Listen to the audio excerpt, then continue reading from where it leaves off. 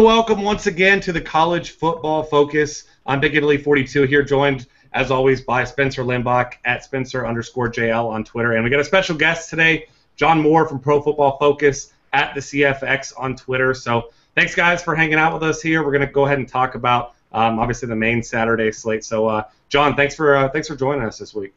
You bet. Thanks for the invite. Yeah, absolutely. So we're going to go ahead and start off here at quarterback, of course, and some guys that Spencer wrote up, obviously get John's take here as well, and some other players he's looking at. First one should be no surprise to anyone who has been watching college football this year.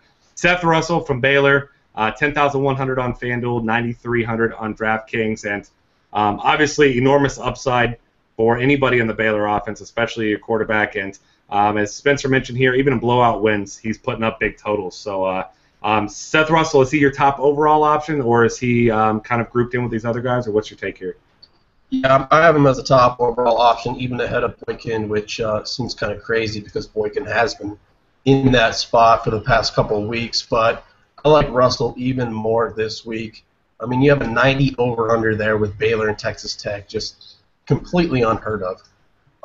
And we saw that Tech defense last week. They're probably still catching their breath after chasing TCU up and down the field. I believe that game almost had 100 total points.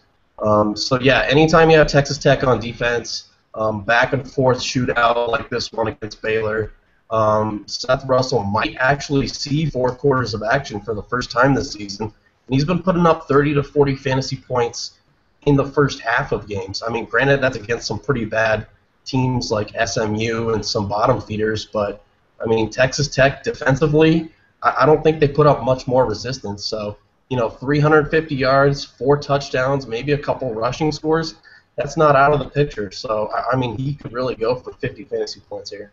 Yeah, well, what's your take, John? Yeah, I mean, I'm totally with Spencer's take there. I mean, the Baylor offense, obviously explosive, neutral site game against Texas Tech, who, hasn't been exactly known for their defense over the years. I wonder, coming off last week, which Texas Tech team we see. Are they invigorated by that performance, or is this a letdown spot for them where they could, be down 35-7 before they even know it hit them? I'm excited by the prospects of Seth Russell actually seeing 4 quarters of a game, and of course Coleman, maybe the best wide receiver in the country, catching passes from him. It's a good setup for everything Baylor this week. Yeah, and that's a good point. I mean, we all saw the end of that game. Pretty heartbreaking loss. Tipped the pass, think you pulled off the upset, and then. Hey, not if you have Aaron Greene on your fantasy team. Then it's not heartbreaking, kind of. Yeah, that's a good point. Yeah, that's a very good point there, but definitely exciting ending either way. If you even if you didn't have Aaron Greene. Next guy you've got written up here, Greg Ward Jr. from Houston, 9,200 on FanDuel, 89 on DraftKings, and you've got him listed here as the less expensive version of Trayvon Boykin, but you're still expecting a big performance from him this week from the converted wide receiver there. Yeah, I really like it because, I mean, all that Houston offense is concentrated through him. I mean, they have that running back, Farrow. He hasn't really been getting the touches, especially around the goal line. It's all been Greg Ward running the ball, throwing the ball, everything. So this is another high over-under. We have Tulsa. They're playing at Tulsa, 7-point favorites with a 81 over-under. I can't read my own handwriting. But, so, yeah, there's going to be a ton of points in this one. Normally, we would just be gawking over this over-under 80 points, but that Baylor-Texas Tech game is even, higher. So this one kind of takes back seat to that. But, just looking at Greg Ward's prospects, he's had over 100 rushing yards in a game earlier this season. And, Tulsa's defense has just been horrible. They let Baker Mayfield score 2 touchdowns, come close to 100 yards rushing, and throw for another 4. So, I just think Greg Ward could tear him apart, really. And, I think he's priced up there with Boykin and Russell and those guys, and I think some people are going to be hesitant because of that, because he doesn't have that name recognition. But, I really wouldn't steer away from him. I think he could actually match those guys or even be better for a lesser price tag. Yeah, you on the same page there, John? Yeah, I am. For that game, they're on schedule to score 44 points. If you're looking at the team total there, which should put that Houston offense in the neighborhood of 600 total yards. Obviously, Ward is the kind of the stalwart there at quarterback, but the thing about his rushing capability, he's actually rushed for 34% of the team's yards so far this season. And so that's it's not just red zone where he's making his hay as far as fantasy points. It's everywhere. He's really getting a lot of touches there, and yeah, with an expected shootout with Tulsa, can't argue with Greg Ward at all. Yeah, and like you said, Tulsa's certainly going to put up some points of their own as they always do, and that leads us into our next play. Dane Evans, quarterback for Tulsa, of course, $8,200 on FanDuel, $79 on DraftKings, and we've seen this volume passing attack have plenty of success before, so kind of tying into what we were already talking about on the opposing side of this one, this is another game you definitely want to get yourself some key pieces of here. Yeah, and it's just a great spot for Evans. I mean, they're 7-point underdogs at home. The Tulsa offense has just been rolling this season. They have the new hurry-up offense that's been really good to Dane Evans' fantasy prospects. So I'm expecting more of the same here, a high-scoring shootout, as we said. And, I should say, as I was constructing that article, I was kind of going price-sensitive, giving you 3 different plays down the pricing tier. So that's why I have Dane Evans listed third. He's not necessarily my third most favorite quarterback. Just wanted to say that. But, yeah, I really like him here. He has 2 great wide receivers on the corner, Kevon Lucas and Garrett out there. Both are capable of huge games. So, I think Dane Evans could easily go for 30-plus fantasy points here. And for 8.2K on FanDuel and 7.2K on DraftKings, I think he's a great QB too. Yeah, that makes a lot of sense. John, you on board with Dane Evans as well? And are you anybody else you're looking at quarterback as far as favorite options of yours, or maybe a value play we don't know about? Yeah, I mean, I think for Dane Evans, I get it. For me, he's just a little bit expensive on that dollars per projected point line that I like to look at. All great points from Spencer, but one guy that I might suggest that is in kind of a similar tier, just $400 more expensive, would be Patrick Mahomes from Texas Tech going against Baylor that we talked about earlier. Expected to be a high-scoring game there. The thing that I like, both teams are projected to score a similar number of points, but what gives Mahomes for me a little bit of an edge as another quarterback that I like is his rushing upside. He has, for the season, 20% of Tech's rushing yards, has found the end zone a couple times, and I think that for me, if we're going to get past that $10,000 tier over at FanDuel and look a little bit more in the 8,000 range, Patrick Mahomes might be the guy that I target over Dane Evans.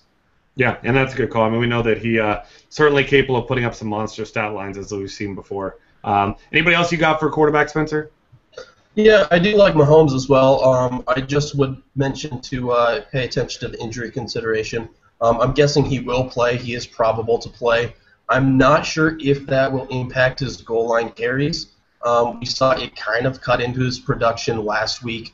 Washington, their running back, was getting a lot of those goal line carries as they didn't really want to run Mahomes. So if he is better, if he's healed up this week, ready to go, I have no problem with it. I mean, just be aware of that in the back of your mind that he does have a leg issue. So maybe he won't be running as much. Maybe he will. I think that's a risk that could be worth taking on FanDuel for 8.6K, just given that there is monster upside there. Another quarterback that I have, or a couple that I had here, Baker Mayfield of Oklahoma against West Virginia. Another game that's kind of borderline shootout range. Not compared to these other monster over-unders, but certainly still up there. Another game that could go into 30, 40 points for each team. So Baker Mayfield can get it done on the ground as well through the air as we've seen. Already 5 rushing touchdowns in 3 games, so I like him. That's kind of a swerve play from Greg Ward and Seth Russell, those guys. Also, Tommy Armstrong, another dual-threat quarterback.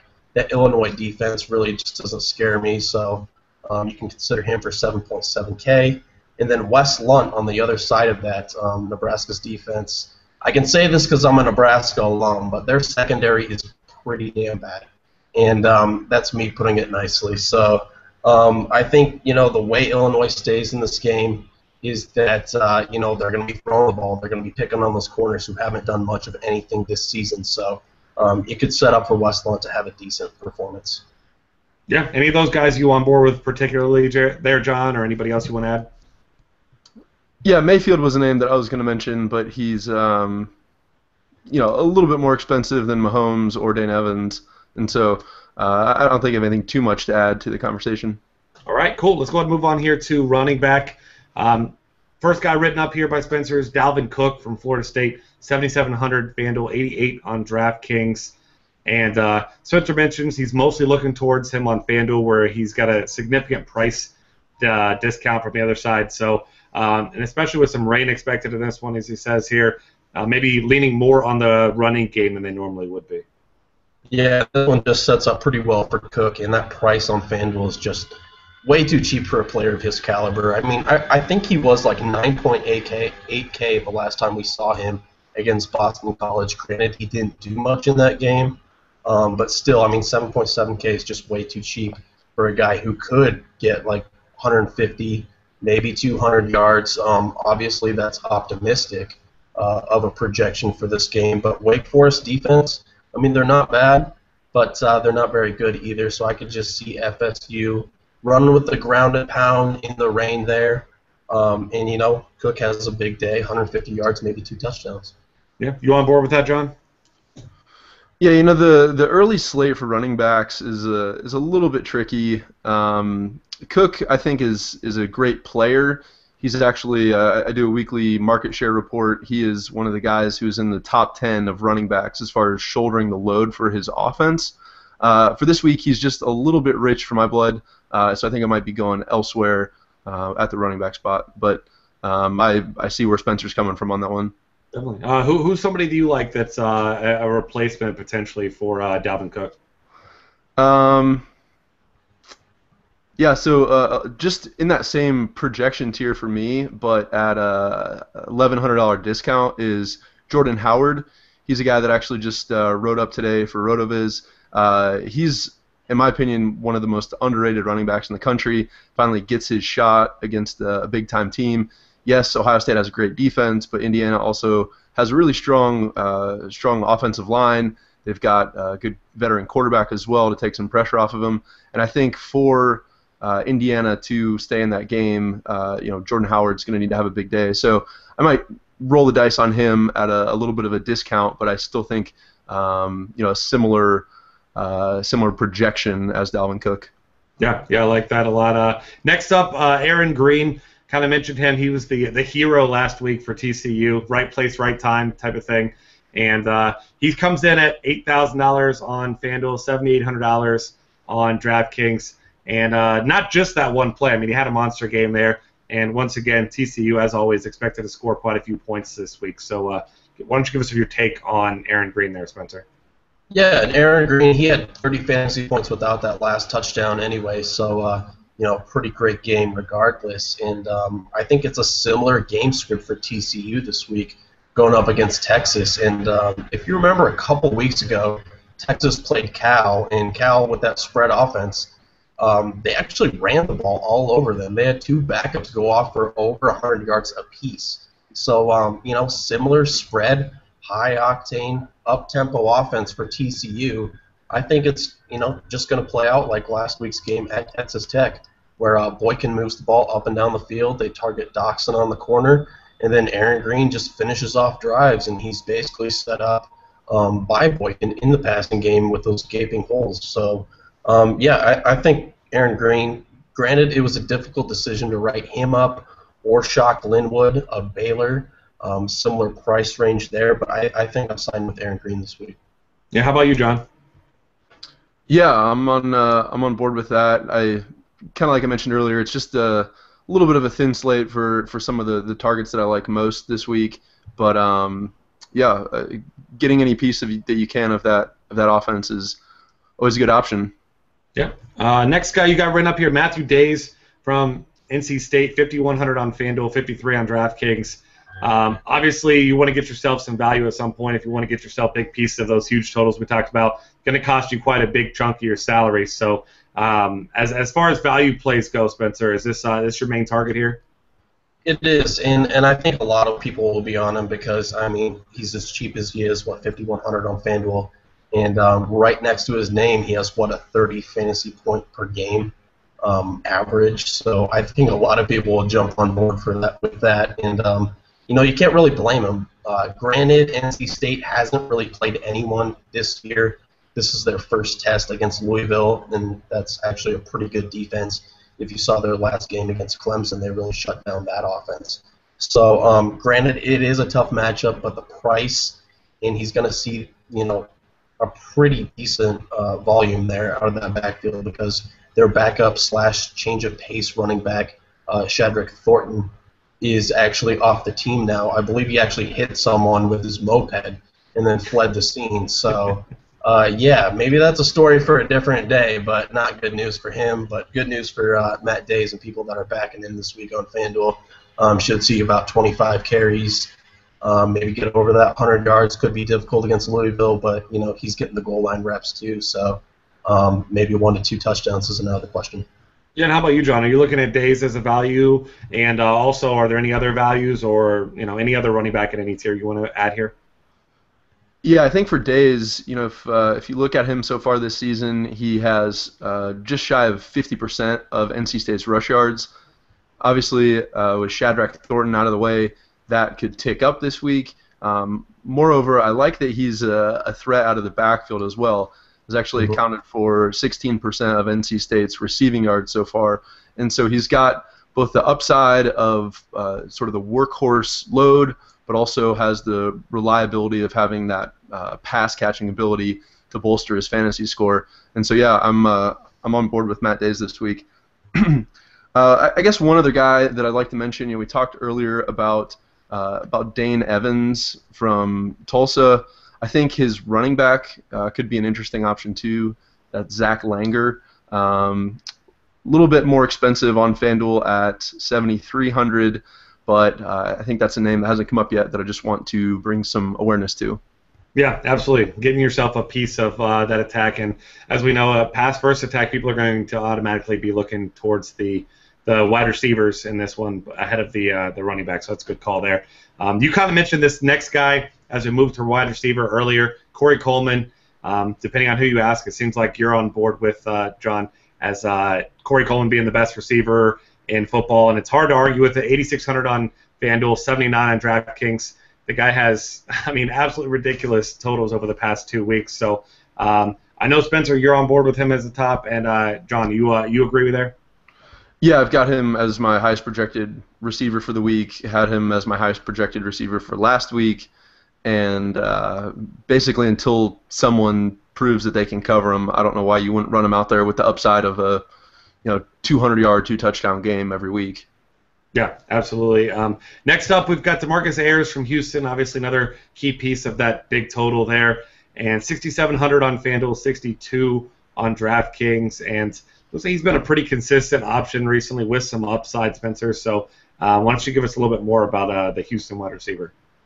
Yeah, I really like him. He's really stepped into that go-to role for Houston, replacing Deontay Greenberry from last year. He was NFL wide receiver now. So I really like him as a pairing with Greg Ward Jr. there. He has 8 receptions in 2 of the past 3 games, and granted, those 2 games were actually competitive, so you have to figure this is going to be another one of those competitive, high-scoring games against Tulsa, as we said earlier. And Ayers is Greg Ward Jr.'s favorite target. So 8+ receptions, not out of the picture again. Could get up to 100 yards, maybe an outside chance of a touchdown. Gotta love that on a full-point PPR site like DraftKings. And he gets some rushing attempts, too, on the end around out of the backfield. So that's some added upside there. Could get 40 or so yards rushing. So don't hate that. Yeah, absolutely. What about you, John? You like this guy as well? And anybody similar price or similar, projected player for you there? Yeah, he looks a lot like Kevin Lucas does across the field, in that Houston-Tulsa game, except he comes for $700 cheaper over at FanDuel, and so I can definitely see the appeal there. If we're looking for other names, Spencer, do you have any thoughts on Taywan Taylor from Western Kentucky? Yeah, I love him. I mean, I've been riding this guy the past few weeks. Granted, Dangerfield from Western Kentucky is looking a little bit healthier, so I don't know at what point in time he starts siphoning targets away from Tywan Taylor. But I mean, at this stage in the season, it looks like Doughty, the quarterback, is really hitting his groove. So I think all the Western Kentucky receivers are in play against Rice this week. Yeah. And yeah, 6,800. I don't think that's too bad of a price either. And then another name that I just want to float out there for 6,100 would be Aaron Burbridge from Michigan State. Had a huge game 2 weeks ago, validated it last week with another solid effort, and really he's one of the top 10 wide receivers in the country who carries that his team's passing game.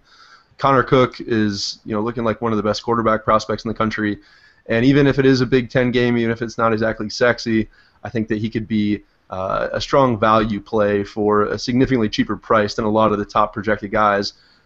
Meanwhile, still carrying a top 12 or so projection for me. Yeah, that's a great call there. Like you mentioned, he's had a couple big games in a row. And then another guy from a volume passing attack, River Cracraft. I'm not sure how to say that one. Okay, there we go. From Washington State, Wazoo, 6,300 on FanDuel, 65 on DraftKings. And as you know, over the past couple seasons, I mean, we've seen this. We've seen quarterbacks from Washington State throw 60, 70 times in a game. So obviously, anytime you can get a mid-range price play from a volume attack like that, that seems like a good way to go. Yeah, over under 100 total passing attempts from this Cal-Washington State game from both teams.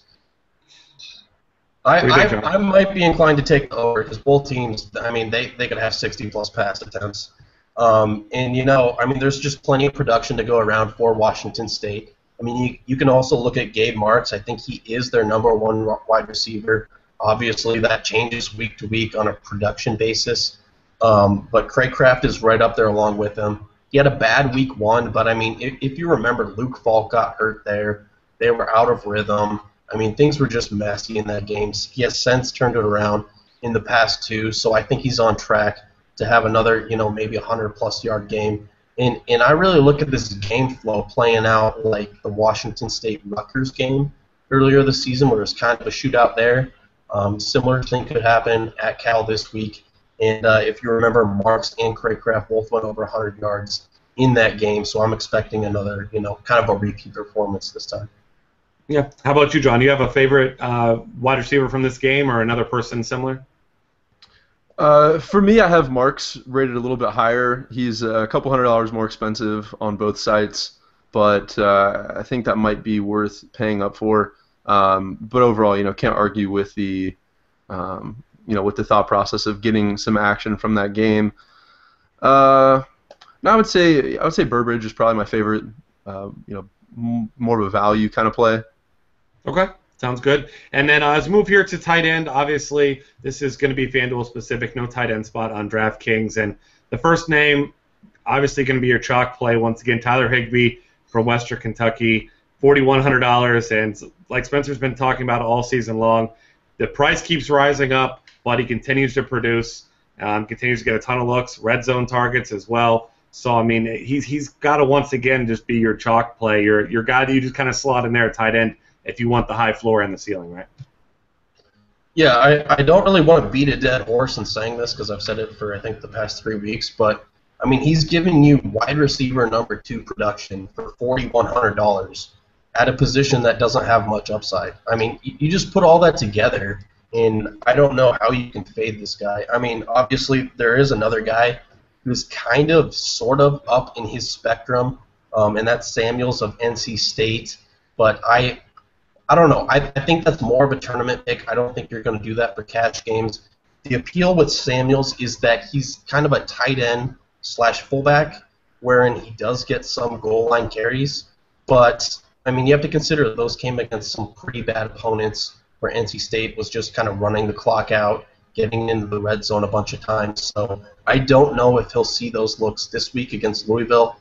But he also is involved in the passing game, could catch 5 passes, 60-plus yards. But I think Higbee is the clear-cut cash game option, and I'm not really getting cute with it for cash games. Yeah, you in agreement there, John?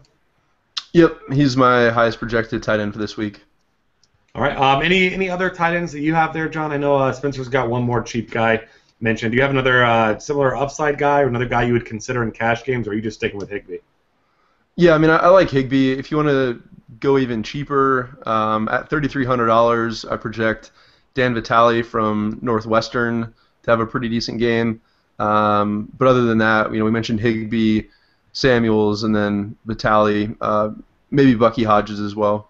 Okay. And I know one more guy that Spencer's got here, Mark Andrews from Oklahoma. Saw him have a big game a couple weeks ago in that Tulsa, Oklahoma game as well.